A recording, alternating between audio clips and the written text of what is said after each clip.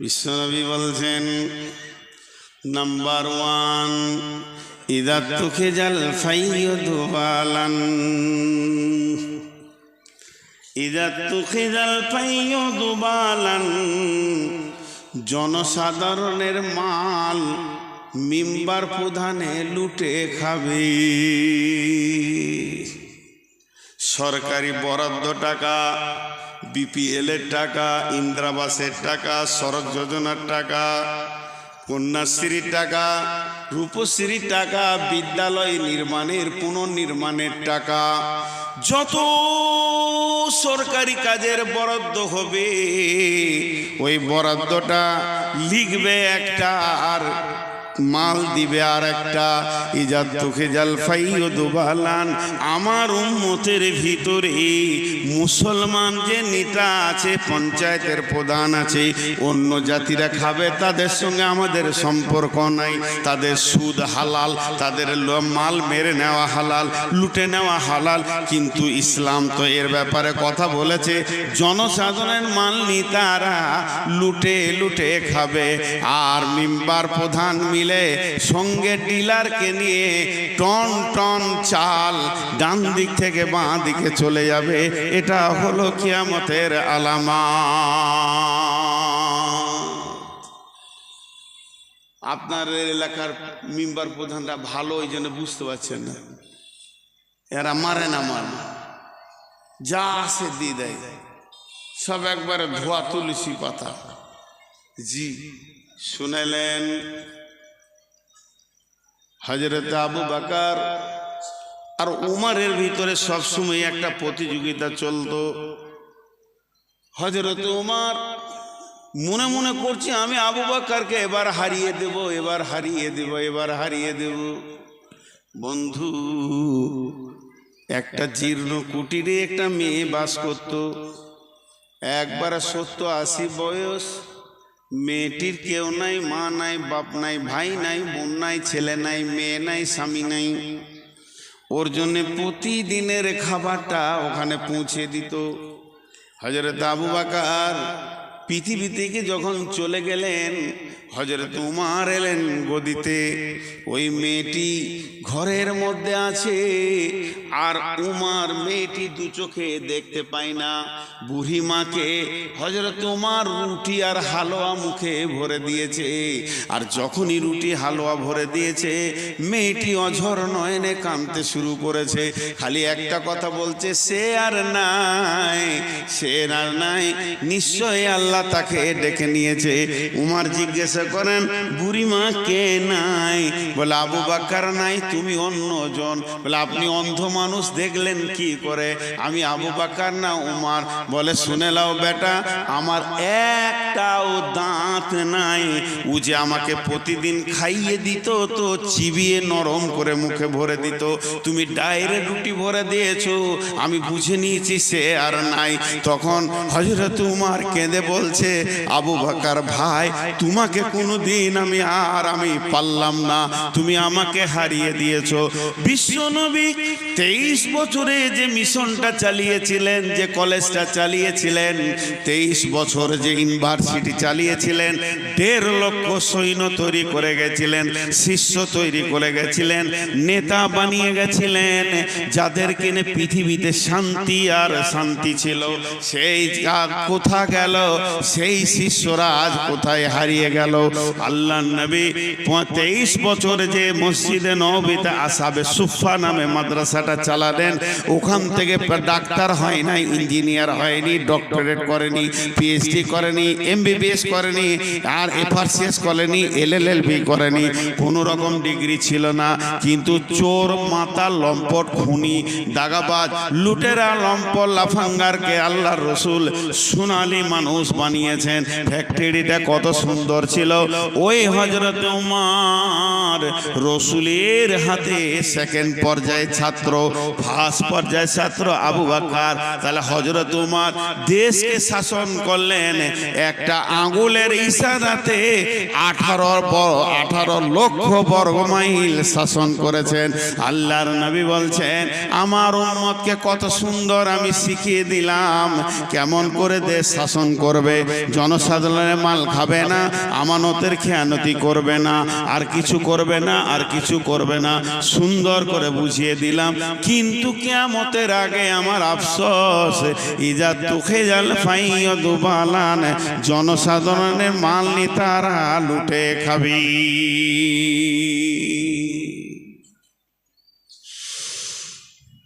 আজকে আমাদের অবস্থা কি ভাবেন একটু। আমি দেয়ালে যদি একটা দাগ টেনে দিই বোর্ডে, ওই দাগটা ছোট না বড় আপনি বলতে পারবেন না। ওর পাশে আর একটা দাগ যদি টানা হয় তখন ও ছোট না বড় বলতে পারবেন। একদিকে এখনকার যুগের নেতাদের চরিত্র, আর একদিকে রসুলের নেতাদের চরিত্র, দুটাকে পাশে পাশে রাখেন। 2002 সালটা বলছি, 2002 আমি বাংলাদেশে ছিলাম। ঢাকা আন্তর্জাতিক এয়ারপোর্ট থেকে একটা গাড়িতে চেপে ঢাকা ইসলামপুর ডেমরা রোডে যাচ্ছি। আমার সাথে একজন সাথী ছিলেন ওই দেশের, ওর নামও মনে আছে। সেই ব্যক্তি গাড়িটাকে দাঁড় করিয়ে একটা পত্রিকা নিল, পত্রিকা যুগান্তর পত্রিকাটার নাম আমারও মনে আছে। আর পত্রিকার ফার্স্ট হেডিং এ বড় করে লেখা আছে, বড় করে, আমাদের ভারতবর্ষের একটা মন্ত্রীর নাম, নামটা বলবো না, অমুক মন্ত্রী আজকে সকালে ফার্স্ট ফ্লাইটে অক্ষত নিরাপত্তায় ভাবে নিজের দেশে ভারতে ফিরে গেলেন। মানে কোনো মন্ত্রী গিয়েছিলেন বাংলাদেশে, 2-3 দিনের সফর ছিল, খবরের কাজগুলো করে সে নিরাপত্তায় কোনো তার অসুবিধা হয়নি, আমাদের দেশে প্লেনে ফিরে গেলেন। এটা পত্রিকা বের হয়েছে। সকালে ওখানে কিছু খায়নি, খুব ভোরে প্লেনটা দিয়ে লিখেছে সকালে বেড টি খেয়েছে। বেড টি, বেড টি বুঝেন তো, বিছানায় বসে এক কাপ, ডাইনিং টেবিলে লয়, নাস্তা লয়, বেড টি বলে ওটাকে। বিছানায় বসে এক কাপ চা খেয়েছে। তো সেই চাটার সেই যুগে 2002 খরচা হয়েছে 18,000 টাকা এক কাপ চা। ওর হলারের সাইজ কত? এক কাপ চায়ে 18,000। হ্যাঁ, এটা হলো ইংরেজি কম্পিউটার দ্রুতগামী যুগের মন্ত্রী, এটা হলো আধুনিক যুগের মন্ত্রী। বহু জ্ঞানের অধিকারী, এদের হাতে কম্পিউটার এসে গেছে, এরা দেশকে শাসন করছে। আমাদের মোদিজি শুধু পায়জামাটা পরে 15 লক্ষ টাকা দাম। যদি কোনো এখানে সেলাই মেশিনওয়ালা আছেন, চলে যান টেলারটা ওখানে খুলেন গা, একটা পায়জামা 15 লক্ষ টাকা দাম। এটা হলো এই যুগের মন্ত্রীদের চরিত্র। চলেন রসুলের যুগে যায়। আল্লাহর নবী দুনিয়া থেকে চলে গেলেন, মদিনার গদিতে বসলেন কে? আবু বাকার। আবু বাকার দুনিয়া থেকে চলে গেলেন, মদিনার গদিতে খলিফা কে হলেন? খলিফা হযরতে উমর ফারুক রাদিয়াল্লাহু তাআলা আনহু।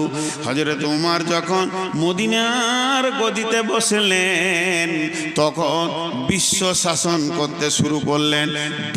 18 লক্ষ বর্গ মাইলকে তিনি শাসন করতেন। হযরত উমর ছোটতে আলাভোলা ছিল, ছোটতে সাদা সিধে ছিলেন, ছোটতে খুব বিচক্ষণতা পাওয়া যায়নি। একটা ঘটনা শুনলে বুঝবেন। ওর বাপ ওকে উট চড়াতে দিয়েছে মাঠে। উমর রে, উটগুলো নিয়ে যা, উটগুলো চড়িয়ে নিয়ে আয়। যখন বাড়ি আসে তো মাথার চুলে এক গাদা উটের লাদ, উটের গোবর গোটা মাথায় লেগে আছে। ওর আব্বার নাম হচ্ছে খাত্তাব। খাত্তাব জিজ্ঞেস করছে, উমর এখানে আই।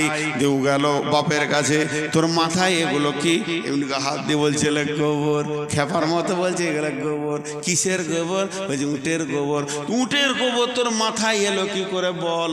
বলছে আব্বা মরুভূমিতে রোদ খুব, এবার রোদে বসবো কোথা? উটের পাছাতে গিয়ে বসেছি, লেদে দিয়েছে ও। বসার জায়গা দেখেন, উটের পাছায় বসেছি, লেদে দিয়েছে ও। ধোয়ার তো কোনো ব্যবস্থা নাই, তাই গোবর লেগে আছে। ওর বাপ ওর গালে একটা চর মেরেছিল, টান মেরে একটা চর দিয়ে বলছে গাধা, তুই উট চড়াতেও জানিস না, আল্লাহ তোকে এত জ্ঞান কম দিয়েছে রে গাধা, বাপ তো মারবি বেটাকে। এই সেই উমার যে মাথায় গোবর নিয়ে বাড়ি এসেছে, ওই উমার যেদিন মদিনাতে খলিফা হলেন 18 লক্ষ বর্গ মাইলকে একটা আঙ্গুলের ইশারায় হিলাচ্ছেন, সেই উমার মসজিদে নববীতে শুয়ে আছে। ফজরের নামাজ পর একটু আরাম করছে, গদিটা কি বালুর ওপরে। 18 লক্ষ বর্গ মাইলে বাদশার বিছানা কি বালুর ওপরে চাদরটা বিছিয়ে দিয়েছে, বালিশ নাই, এ হাতটা দিয়ে দিয়েছে, একটু আরাম করছে। হাজি একা থাকতে পারবে এখন আর মন্ত্রীরা? সামনে গাড়ি, পেছনে গাড়ি, সিকিউরিটি। সিকিউরিটিদের নাম কি দিয়েছে বলেন তো? সিকিউরিটি ফোর্স, বাংলায় বলে দেহরক্ষী, বডিগার্ড। আর একবার বলছি, বডিগার্ড, দেহরক্ষী। নামটা খুব অ্যাপ্রোপ্রিয়েট। আজরাইল তার বডি লিবে না, আত্মা লিবে। আত্মা গার্ড বললে বিপদ ছিল। আজরাইল আত্মা নিয়ে যাবে আর বলবে যে বডিটাকে তোরা আগুন যেন শিয়ালে না খাই, তোদের ডিউটি তোরা কর, বডিগার্ড। কিন্তু উমার একাই আছে, কয়েকটা সৈন্যকে পাঠিয়ে দিয়েছে জেরুজালেম। ধৈর্য ধরেন, কয়েকটা সৈন্যকে জেরুজালেম পাঠিয়ে দিয়েছে, ওখানে কালেমা তাওহীদ পৌঁছিয়ে দাও, সেখানে দ্বীনের দাওয়াত পৌঁছিয়ে দাও। তারা অন্ধকারে আছে, তাদের কাছে আলো পৌঁছিয়ে দাও, কোরআনের আলো পৌঁছিয়ে দাও, রসুলের হাদিস পৌঁছিয়ে দাও। সেই সৈন্যগুলোকে জেরুজালেমের সৈন্যরা কেল্লায় ভরে অবরোধ করে দিয়েছে, তাদেরকে তাবলীগের কাজ করতে দিচ্ছে না। তদানীন্তনকালে ওই জেরুজালেমের যিনি প্রাইম মিনিস্টার ছিলেন, প্রধানমন্ত্রী ছিলেন, তিনিও একটা গির্জার পোপ। একটু আগে বললাম পাপায়ে আজম, তিনি একটা গোটা জেরুজালেমকে শাসন করছে। জেরুজালেম হচ্ছে একটা ছোট দেশ, আর আমার উমারের দেশ হচ্ছে বড়। এবার পাপা দেখলো উমারের সঙ্গে যদি যুদ্ধ করতে যায় পারবো না, ওর যা সৈন্য আছে আমার তো নাগরিক নাই, কেমন করে চলবো?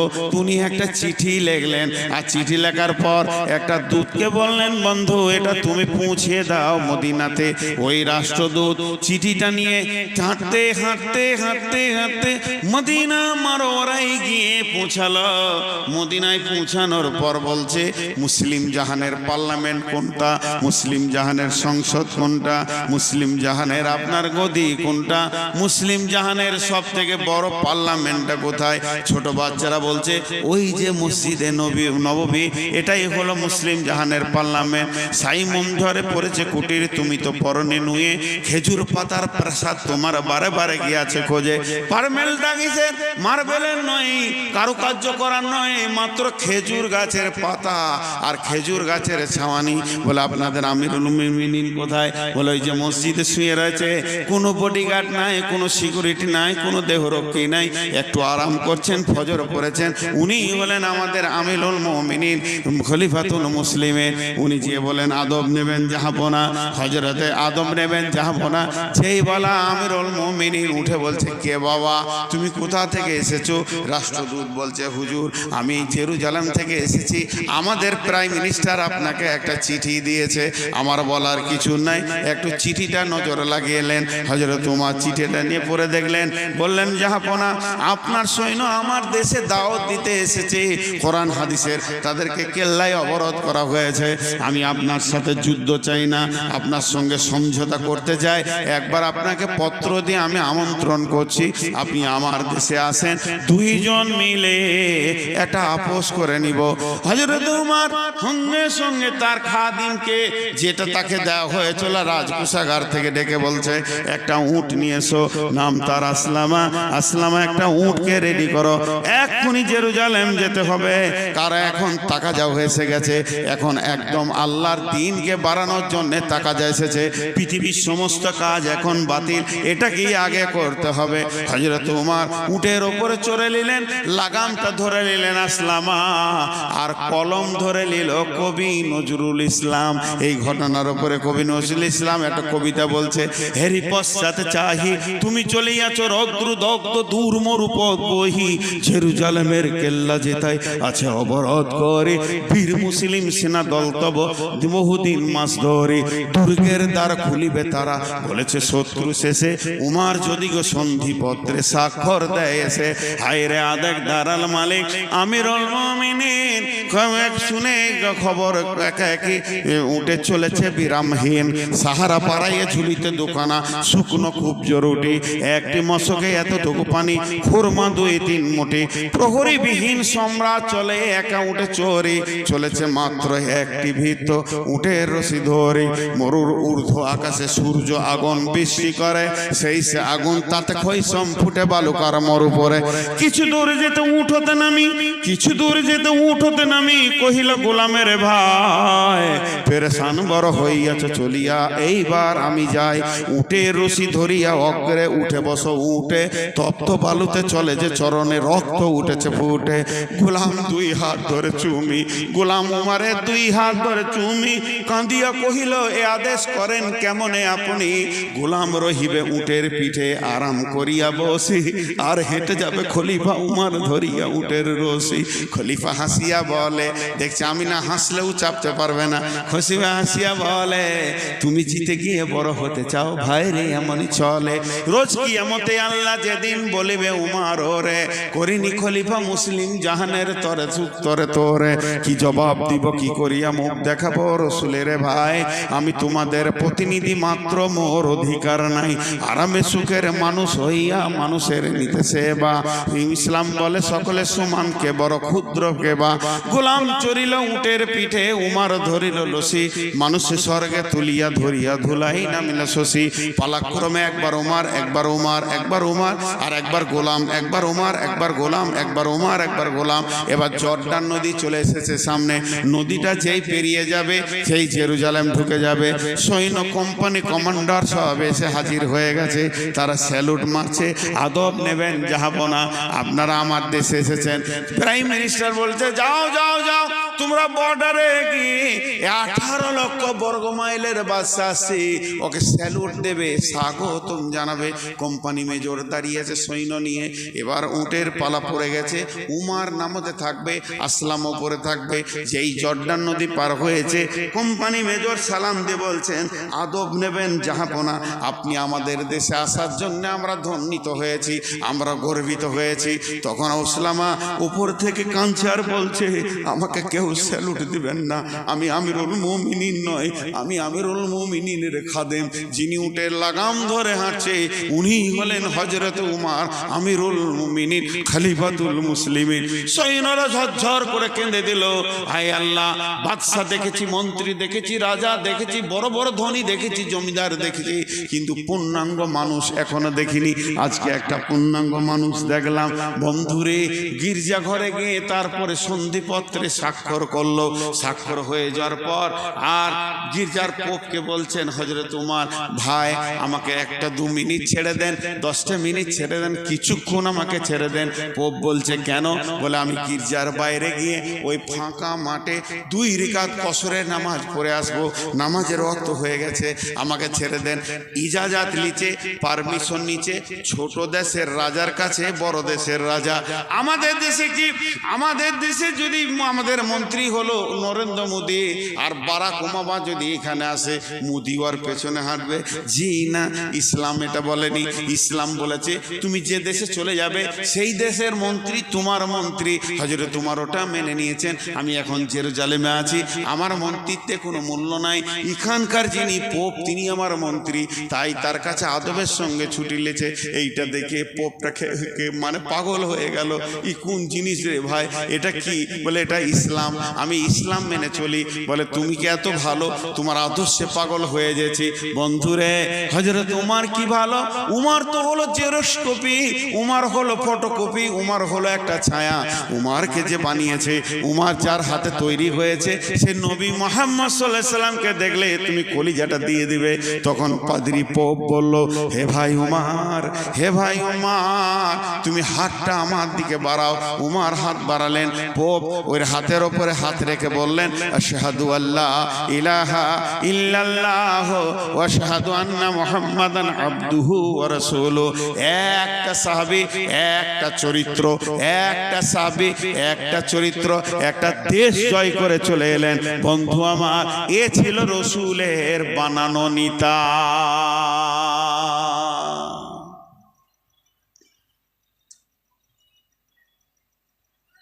চেয়ারটা দিয়ে পাঠাবো, আপনি দাঁড়িয়েছেন, আমার না খুব কষ্ট হয়েছে, চেয়ারটা দিয়ে আমি একটু কষ্ট করে নিচে বসে চালিয়ে নিই।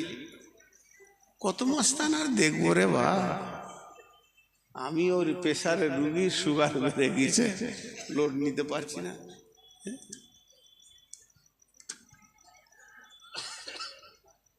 12টা বেজেছে, ওই 12:30। আমি শেষ। তা আমি যে জিনিসটা এখান থেকে দেখাতে চাইলাম, সে নেতাটা কেমন ছিল। উমরের কথা বলতে বলতে বলতে বলতে রাত পেরিয়ে যাবে। যাক, 1 নম্বর হচ্ছে জনসাধারণের মাল নেতারা লুটে খাবে। নাম্বার 2, ওয়ালামানাতু মাগনামান, ওয়ালামানাতু মাগনামান, ওয়ালামানাতু মাগনামান, আমানতের খেয়ানতি চলবে। এমন একটা জামানা আসবে, 20,000 টাকা যদি কারো কাছে রেখে দেন 3 দিন পর নেব বলে, 3 দিন পর যখন আপনি আসবেন, বল ভাই টাকাটা দেন, ছিহে দিয়ে দিচ্ছি বিকালবেলায়।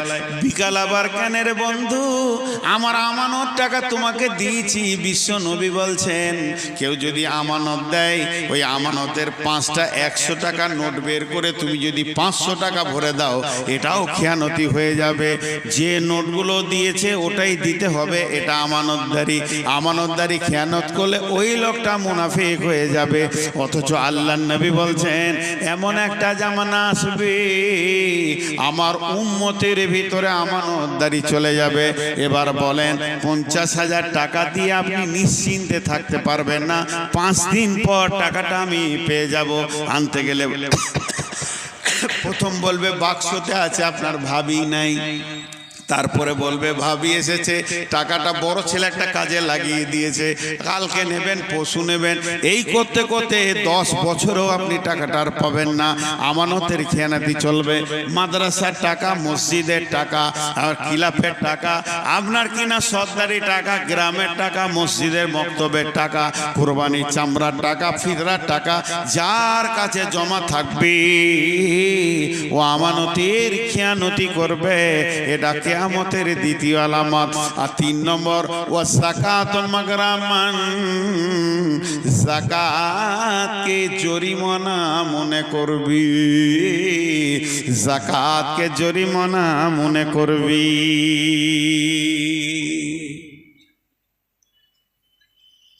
কিছুদিন আগে ওয়াকফ বিল নিয়ে লাফালাফি হলো কি হলো না? আরে হ্যাঁ না বলেন। তো কলকাতায় যে ওয়াকফের সম্পত্তিটা আছে, শেষ দিকে কি রেজাল্ট পেলেন? মুসলমানদের ভিতরে কিছু লুটে নিয়েছে বলো। অন্যজন তো লুটেছি, তাদের নাম আমি আর বলবো না, এখনো তারা মন্ত্রী আছে আর কিছু আছে, লুটে নিয়েছে।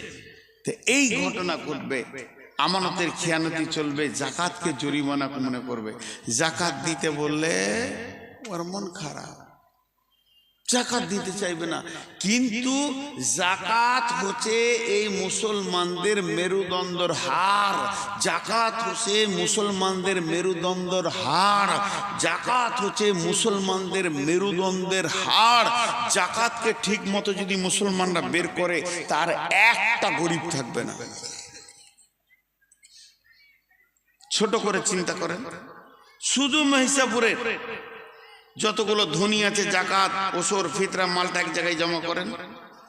10টা গরিবের ছেলেকে ছোট করে বিজনেস খুলে দেন আর বলেন এই টাকা আমাদের অফিসে জমা হবে, তুমি যা ইনকাম করবে তার থেকে খাও। বছরে যদি 10টা করে ছেলে কাজ পায়, ছোট ছোট বিজনেস পায়, তাহলে 5 বছরে 50টা পাবে, ভিখারি আর থাকবে না। একটা গায়ে অত ভিখারি নেই, ছিল এক জামানায়। উমর বিন আব্দুল আজিজ, যাকে দ্বিতীয় উমর বলা হয়, ওর জামানায়, ওর জামানার ঘটনা এটা। আমি হাদিস বলছি না, এখন যেটা বলছি ওর জামানার ঘটনা। কেমন হয়েছিল জাকাতের খবর?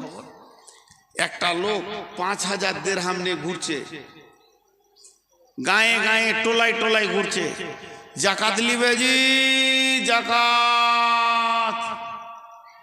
লোক নাই, জাকাত লেওয়ার লোক নাই।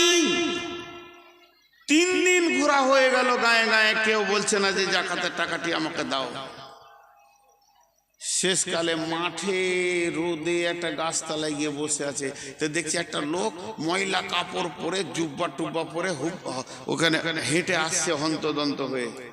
ও বলছে যাক আলহামদুলিল্লাহ, এবার একটা গরিব পেয়েছি, একে জাকাতটা দিব, দিয়ে বাড়ি যাবো, আমার ব্যবসা বাণিজ্য 3 দিন থেকে বন্ধ।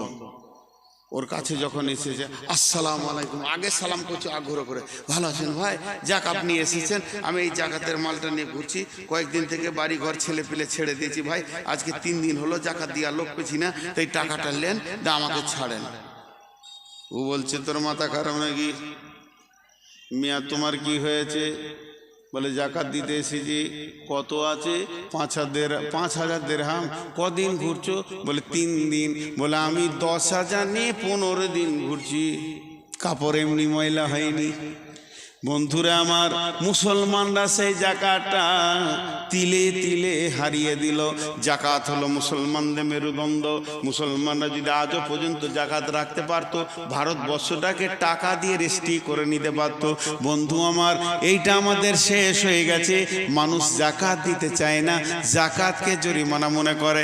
ধানের রসর, ধান আসছে, 30 থেকে 40 জন লিবার কাজ করছে, আর ধান মেশিনে ঝাড়াই বাড়াই হচ্ছে, ধানের রাস লেগে গেছে, পাহাড় বেনে গেছে।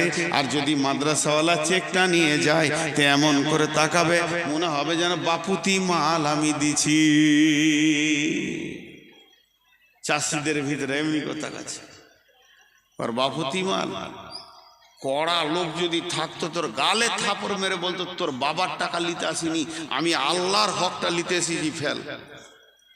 কিন্তু না ভাইরা আমার, জাকাতকে জরিমানা মনে করবে, তাহলে 1 নম্বর হলো জনসাধারণের মাল নেতারা লুটে খাবে, 2 নম্বরে আমানতের খেয়ানতি চলবে, 3 নম্বরে জাকাতকে জরিমানা মনে করবে, 4 নম্বরে আতার রাজুল উমরাতাহু, আতার রাজুল উমরাতাহু, আতার রাজুল উমরাতাহু। মেয়েদের পেছনে পেছনে পুরুষেরা কুকুরের মতো ঘুরবে। এখন একবার জিলেপের মার্কেটে গিয়ে দেখেন, রাস্তায় দেখেন, যুবক পেছনে যুবতী আগে, এদের 2 জনকে মনে হচ্ছে আশ্বিন মাসের কুত্তা কুত্তি পেছনে পেছনে ঘুরবে।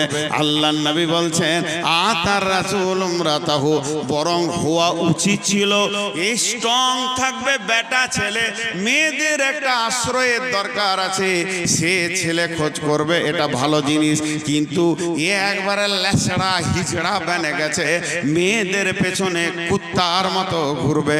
আল্লাহর নবী বলছেন এমন একটা জামানা আসবে রে, যুবতীরা তো শেষ হয়ে যাবে লুচ্চাদের হাতে, আর যুবতীরা শেষ হয়ে যাবে রান্ডি হয়ে, আর যুবকদেরকে লুচ্চা বানিয়ে ছেড়ে দেবে। অন্য হাদিস আছে কাসরাতুজ জিনা, পৃথিবীতে একটা সতী নারী পাওয়া মুশকিল হয়ে যাবে।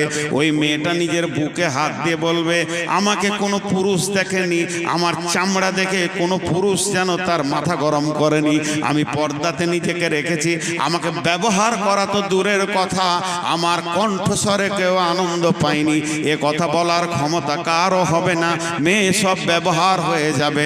আল্লাহর নবী বলছেন আতার রাসূল উমরাতাহু। তফসিরে মাজাহেরে এমন দিয়েছে, একটু হালকা বলবো, বেশি বলতে গেলে সহ্য করতে পারবেন না। এই কুত্তা আর কুত্তি, সাউন্ড কিন্তু কুত্তির বেশি শোনা যায়, কুত্তার শোনা যায় না। ও কি বলছে শোনা যায় না। মেলা তো ওইটাই দেখবেন, পুরুষটা কি বলে না বলে মেয়েটা ক্যাক করছে খালি। আল্লাহ রসুল এইটাই বলতে চেয়েছেন। আমি আপনাদেরকে একটু ইশারা দিলাম, এটাই বলতে চেয়েছেন। আজকে নারীরা শেষ হয়ে গেল, রঙের হোলি বাদ হয়ে গেছে, নারীর হোলি চলছে এখন, নারীর হোলি চলছে। আফসোস করে বলছেন আল্লাহ রসুল যে এরা পুরুষেরা প্রত্য হারিয়ে দেবে। আর কি করবে? এটা 1 নম্বর কাজ। 2 নম্বরে করবে আক্কা উম্মাহু আদনা সাদিকাহু আকসা আবাহু। 3টা একসঙ্গে শুনেলেন। বাপকে ধুমকে কথা বলবে, বাপের কলিজাতে ধাক্কা লাগবে। যুবক, সান্ডা গান্ডা যুবক, বাপের হৃদয় ভরে গেছে আমার ছেলে তরুণ নওজোয়ান, কিন্তু মিষ্টি করে কথা শোনার অভাব হয়ে যাবে। হালাকে রসুল বলেছেন সাফকাতুল ওয়ালিদাইনি, যুবক রে অঙ্গভঙ্গি এবং কণ্ঠস্বর বাপ মায়ের কাছে এমন করে দাও যেন কলিজাটা ঠান্ডা হয়ে যায়। কোরআনে আল্লাহ বলেছেন কুলু কাওলান কারীমা, নরম ভদ্র মিষ্টি কথা বলো। ওয়ালা তানহারহুমা, ধুমকাবে না। মায়ের আব্বাকে ধুমকে দিলে তাদের কলিজাতে লাগবে রে যুবক, তাকে ধুমকায়ও না। আব্বা যদি বলে শফিক, আব্বা যদি বলে আব্দুর রহমান, আব্বা যদি বলে হবিবুর, একবার ডেকেছে আব্বা হবিবুর, কিংবা মা বলেছে হালকা করে বেটা হবিবুর, দৌড়ে চলে আসেন, জি মা কি বলছেন বলেন। আব্বা বলেন আমি রেডি আছি। আব্বা কি বলতে চাইছেন আপনি বলেন। মা কি দরকার বলেন। মা বাপের কলিজাকে ঠান্ডা করে দিতে হবে। আল্লাহর নবী বলছেন মত আসানে হবে, হাসতে হাসতে তুমি জান্নাতে যাবে। কিন্তু এই কিয়ামতের আলামত বলতে গিয়ে বলছে আক্কা উম্মাহু আদনা সাদিকাহু আকসা আবাহু, মাকে ধুমকে কথা বলবে, বাপকে ঝিড়কে কথা বলবে, আর মিষ্টি কথা বলবে বন্ধুকে। বন্ধুর সঙ্গে মিষ্টি মিষ্টি কথা হবে। 3 জন শেষ। সূর্য ডুবে গেছে, মাগরিবে নামাজ হয়ে গেছে, বাড়ি থেকে হুন্ডা গাড়িটা বের করছে, কোথাও যাবে।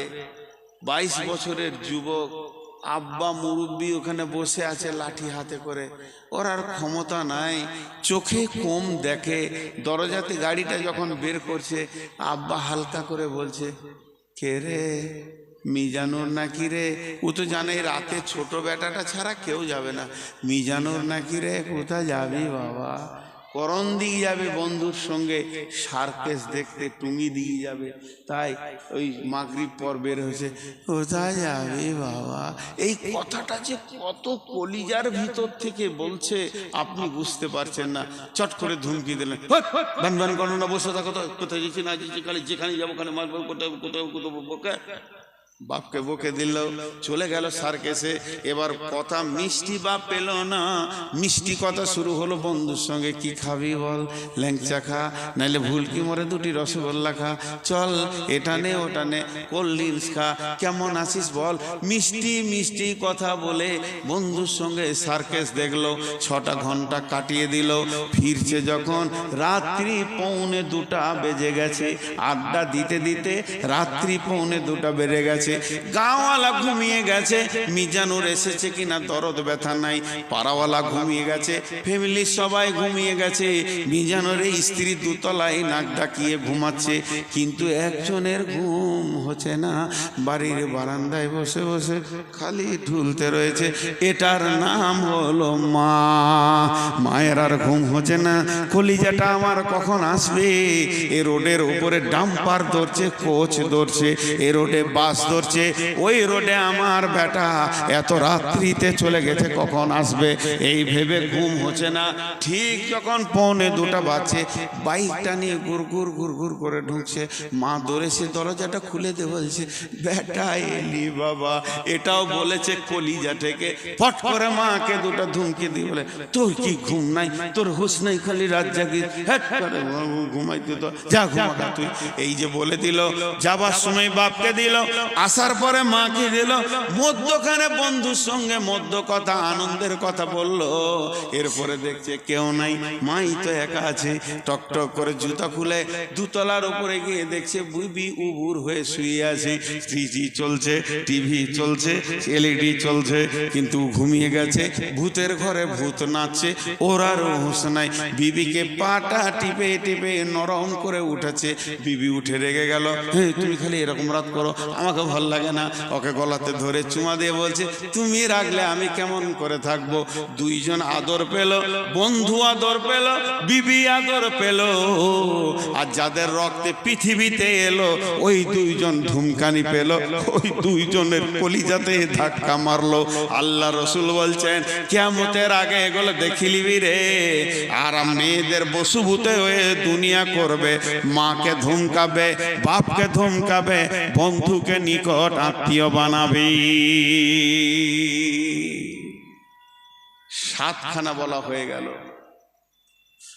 15টার মধ্যে 7টা বলা হলো।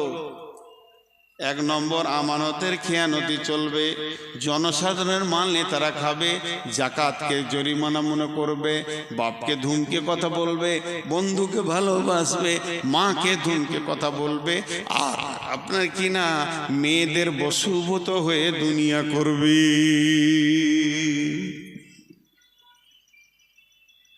সবই তো উঠে চলে গেছিল, এই কটা আছে জি, আর বাকি কটা শোনাবো না ছেড়ে দেবো?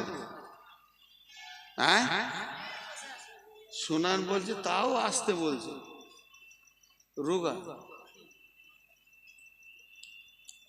সুগার তো আমার হয়েছে, তা আপনারা জোরে কথা বলেন। এবার হলো 8 নম্বরে, যাহা অতুল্লিমা লিগাইরি দিন, তুল্লিমা লিগাইরি দিন, দিন বেঁধে রেখে বেদিনের শিক্ষার প্রচার প্রসার বেড়ে যাবে। কোরআনের শিক্ষা ছেলেকে দেবে না।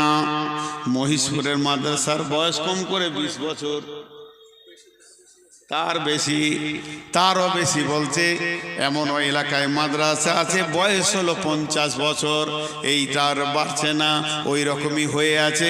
মনে হচ্ছে যেন রুগী হয়ে গেছে মাদ্রাসাটা, এতিমখানা। কিন্তু এখানে যদি ইংলিশ মিডিয়ামের একটা মিশন করা হয়, 3 দিনে তত্তর করে 5 তলা বিল্ডিং হয়ে যাবে। কার টাকাতে হবে? ওই মিশন মালিকের টাকাতে নয়, সেক্রেটারির টাকাতে নয়, বরং ছাত্রের বাপের টাকাতে হবে। একটা ছেলে 2 নম্বরের জন্য ভর্তি হতে পারেনি, 1,40,000 টাকা ডোনেশন দিয়ে, ঘোষ দিয়ে, তারপরে বলছে ভর্তি করে নাও। এইভাবে চাইছে। তার মানে মেন্টাল অবস্থাটা কেমন? বাপ মায়ের মেন্টাল অবস্থাটা হয়ে গেছে। মিশনে পড়াতে হবে, মিশনে পড়াতে হবে, ইংরেজি পড়াতে হবে, ইংরেজি পড়াতে হবে। মিশনে দিলে আমার ছেলে মানুষ হবে, মাদ্রাসায় দিলে মানুষ হবে না। বন্ধু আমার, ডালখোলা স্টেশনে কাঞ্চনটা এসে দাঁড়িয়েছে, কামরূপ এক্সপ্রেস দাঁড়িয়েছে। একবার আপনি ডালখোলায় চলে যান। এটা কি এসি 3 টায়ার, এটা এসি 2 টায়ার। এসি 3 টায়ারে কলকাতা ভাড়া হলো আপনার 500-700 টাকা, এসি 2 টায়ারে ভাড়া হলো 1200 টাকা, স্পেশাল কোচ 1700 টাকা। এরপর হলো স্লিপার আপনার 250 থেকে 300 টাকা। একটা বগি আছে, 2টি বগি সামনে আর 2টি পেছনে আছে, যার নাম হলো জেনারেল। জেনারেল জেনারেল এটা ইংরেজি ভাষা, এর বাংলা হচ্ছে সাধারণ। সাধারণ ওটা কোনো ক্লাস নাই, সেকেন্ড ক্লাস ফার্স্ট ক্লাস নাই, ওটা কোনো স্লিপার নাই। এই জেনারেল বগিটা যদি একবার দেখেন তো মনে হবে গরু ছাগল ভেড়া ঢুকে আছে। এই জেনারেল, তাহলে পৃথিবীতে যত শিক্ষা আছে, মাদ্রাসার শিক্ষা আর মক্তবের শিক্ষা আর জামিয়ার শিক্ষা, মদিনা ভার্সিটির শিক্ষা, এই কোরআনের শিক্ষা, এটা জেনারেল নয়, এটা অসাধারণ শিক্ষা। আর যত প্রাইমারি, হাই স্কুল, কলেজ এবং ইউনিভার্সিটি শিক্ষা, এই শিক্ষাটার নাম হলো জেনারেল শিক্ষা, তার মানে সাধারণ শিক্ষা। মা বাপ নিজের ছেলেকে গরু ছাগলের বগিতে ঠেলে ভরে দিচ্ছে, ঢুকে যা, আর স্লিপারে দিচ্ছে না। তার কারণে এদের মাথা বিগার নিয়েছে, মনে ভাবছে আমার ছেলে ডাক্তার হবে, মানুষ হবে, ইঞ্জিনিয়ার হবে, মানুষ হবে। বন্ধুরে, কলম নেন, লিখেলেন, নূর মোহাম্মদ মরে গেলে হয়তো এই সাউন্ড আর আসবে না। আপনার ছেলে ইঞ্জিনিয়ার যদি হয়, আর যদি একবার ভালো ডাক্তার, সার্জন হয়ে যায়, অফিসার হয়ে যায়, বউটা সেই মতো ঘরে আসবে। আপনার সংসারে কোনো মূল্য থাকবে না, চাকর ছাড়া আপনার কোনো মূল্য থাকবে না। জেনে রেখে দেন, ওই ছেলে আপনাকে সুখের ভাত দেবে না, আপনাকে টাকা পয়সা দিয়ে বৃদ্ধাশ্রমে পাঠিয়ে দেবে। আর অসাধারণ শিক্ষা, মা কি আব্বা কি এদের কাছে কেমন করে চলতে হয়, এটা যদি একবার কোরআন থেকে পেয়ে যায়, ছেলে আপনার কাছে সারা জীবন কাঁচুমুচু হয়ে থাকবে। এটা অসাধারণ শিক্ষা। এই সারা পৃথিবীকে শান্তি দিতে পারে। ডাক্তার মরে গেলে পড়া শেষ, ইঞ্জিনিয়ার মরে গেল বুদ্ধি শেষ, উকিল মরে গেল বুদ্ধি শেষ, জজগিরি শেষ হয়ে গেল। এরকম যতগুলি স্তরের আপনি নাম নেবেন, ডাক্তার, ইঞ্জিনিয়ার, প্রফেসর, উকিল, জজ, ব্যারিস্টার, আর কিছু AISI অফিসার, সবগুলো আজরাইল যেদিন আসবে, ওর নামের পরিচয় কেটে দিয়ে চলে যাবে, মুছে দিয়ে চলে যাবে, আর কাজে লাগবে না। কিন্তু বন্ধুরে, কোরআনের শিক্ষা, মাদ্রাসা শিক্ষা মরার পরে আরো সতেজ হবে। আল্লাহর নবী বলছেন, যে ছেলেটা হাফেজ হবে, যে ছেলেটা আলেম হবে, যে ছেলেটা হাফেজ হবে, যে ছেলেটা আলেম হবে, ছেলেটার কথা আলাদা, ওর মা আর বাপকে মতির মিম্বারে কিয়ামতের দিন বসিয়ে দেয়া হবে। গোটা কিয়ামতের ময়দানের লোক তাকাবে আর বলবে, ওই মেয়েটির পেটে বাচ্চাটা আলেম না হলে হাফেজ, ওই ছেলেটার পেটের বাচ্চাটা আলেম কিংবা হাফেজ হয়েছে। আল্লাহ এত সম্মান দিয়েছে। পৃথিবীতে বাঁচবেন কতদিন? 50 বছর নাই 100 বছর। পৃথিবীতে বাঁচবেন কতদিন? আমি ধরে নিলাম 50 নাই সর্বোচ্চ 100 বছর। আর মুতির মিম্বারে বসে থাকবেন কতদিন? 50,000 বছর। তাহলে জেনেলেন আবাদান আবাদান জিন্দেগি। আল্লাহর নবী বলছেন, আফসোস, অরিজিনাল শিক্ষাটা বাদ দিয়ে ওরা আলোচনা করবে। সোনা মানিকটা জন্ম নিয়েছে, মা বাপের মাঝে হাত পালে রেখেছে, আর রাত্রি 10টায় স্বামী স্ত্রী চুক্তি করছে, কোন মিশনে দিব রে, কোন মিশনে দিব রে, কোন গাড়ির জেনারেল বগিতে ঠেলে ভরে দিব রে, আমার ছেলেটাকে কামরূপের জেনারেল বগিতে দিব না কাঞ্চনের বগিতে দিব। এদের মাথাতে একবারও আসে না ছেলেটাকে আমি আল্লাহর কালাম পাকের হাফেজ বানাবো। এটা হলো 8 নম্বরে আলামত আপনার কিনা এই মানুষ কোরআনের শিক্ষা বাদ দিয়ে বেদিনী শিক্ষার পেছনে পড়ে যাবে।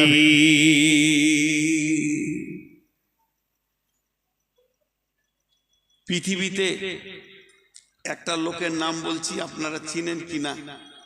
Del Carnegie. চিনেন? নাম শুনেছেন কোনোদিন? আরে হ্যাঁ না বলেন। ডেল কার্নেগি, ইনি খ্রিস্টান, বাড়ি আমেরিকা। এর কাজ হচ্ছে মানুষকে যুক্তি দেওয়া, ওপর দিকে তোলা। কোনো বড় বড় কোম্পানি ব্যবসা করতে গিয়ে ফেলিওর হয়ে গেছে, তো ওর কাছে খানি বুদ্ধি নেবে, ওপর দিকে তুলে দেবে। এই দিকেও পারদর্শী লোকটা, ডেল কার্নেগি নাম।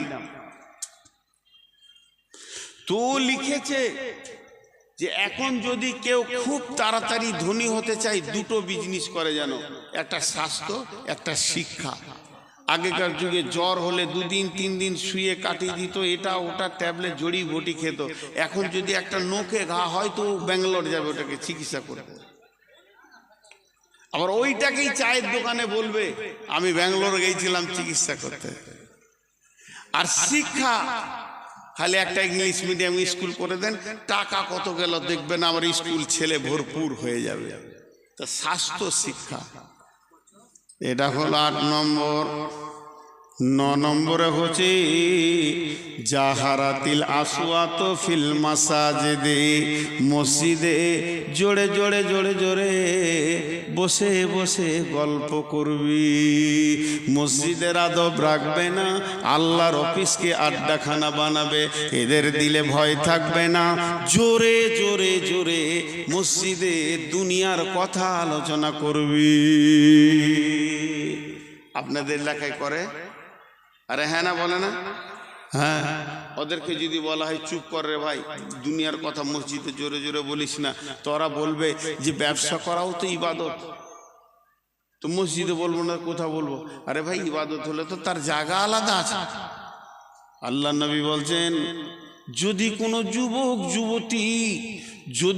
যুবক যুবতী ভরপুর যৌবনকালে স্বামী স্ত্রী একসঙ্গে মহব্বতের সঙ্গে প্রেমালাপে রাতটা কাটিয়ে দিতে পারে, যদি কোনো যুবক যুবতী যৌবনকালে স্বামী স্ত্রী তারা হালাল তারা যদি রাতটাকে মহব্বতের সঙ্গে প্রেমে কাটিয়ে দিতে পারে, ঝগড়া না হয়, মনোমালিন্য না হয়, গোটা রাতটা তাদের ইবাদতে লেখা হবে। তাহলে বিবির সঙ্গে জেনা করলে যেমন গুনাহ, বিবির সঙ্গে মিলে ওই রকম নেকি।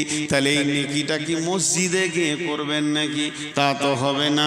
তাহলে এক একটা জায়গা আছে, আল্লাহ নবী আফসোস করে বলছেন, মসজিদে জোরে জোরে দুনিয়ার গল্প করবি। এবার 10 নম্বরটা হলো আবার কঠিন। 1 নম্বরটা যেমন কঠিন, 10 নম্বরটাও এরকম কঠিন। আল্লাহ নবী বলছেন, সাদাল কাবিলাতা ফাসিকুহুম, সাদাল কাবিলাতা ফাসিকুহুম, সাদাল কাবিলাতা ফাসিকুহুম।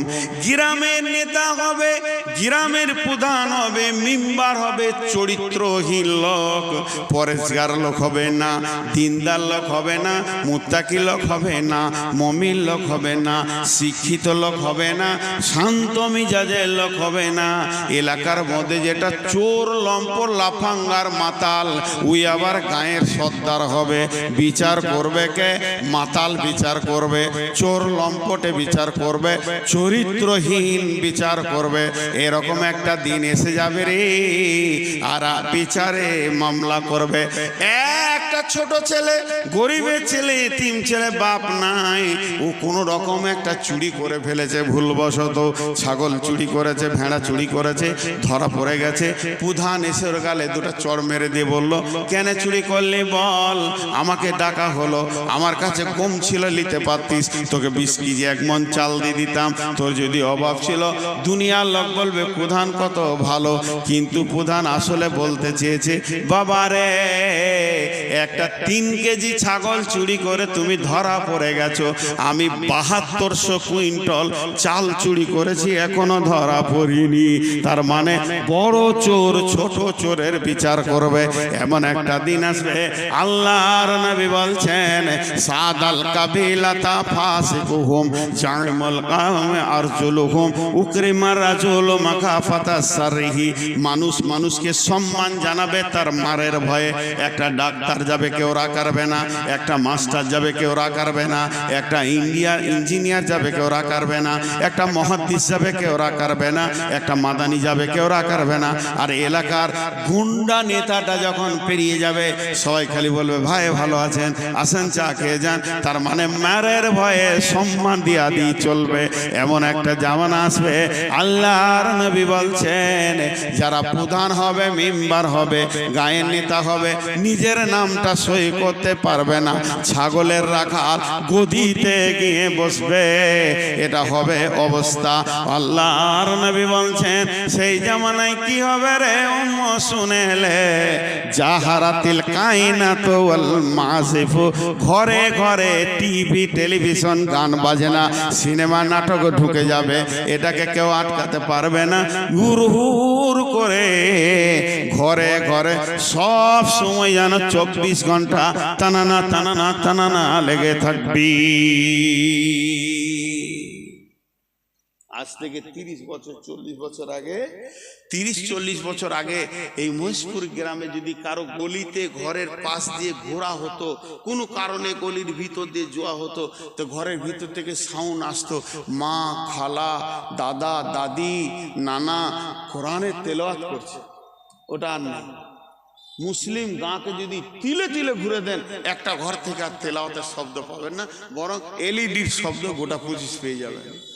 এটা চলে আসবে। আল্লাহ রসুল বলছে সেই জামানার ছেলেরা কি করবে, যুবকরা নষ্ট হয়ে যাবে।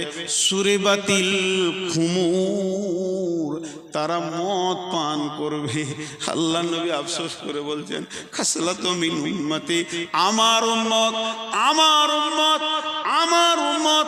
তার গালে গালে যদি থাপ্পড় মারা হয় তো একটাই কথা বলবে, আমি রসুলের উম্মত, আমি মুহাম্মদ সাল্লাল্লাহু আলাইহি সাল্লামের উম্মত, আমি আল্লাহর গোলাম। এই দুটো সে স্বীকার করবে। তারপরেও তার কাছে মদের বোতল পাওয়া যাবে, এত মদ পান করবে ওর হুঁশ হবে না। আল্লাহ নবী যেদিন মেরাজের রাত্রিতে গেলেন, জিবরাইল আমিন দুটি গিলাস এনেছিলেন, একটা ট্রের উপরে চাদর ঢাকা দিয়ে। ইয়া রাসূলুল্লাহ, আপনি একটা তুলেলেন, একটাতে ছিল দুধ আর একটাতে ছিল মদ। আল্লাহ নবী দুধের গিলাসটা তুলে নিলেন, আর জিবরাইল আমিন বললেন ইয়া রাসূলুল্লাহ, আপনার উম্মত বেঁচে গেল, বেঁচে গেল, বেঁচে গেল।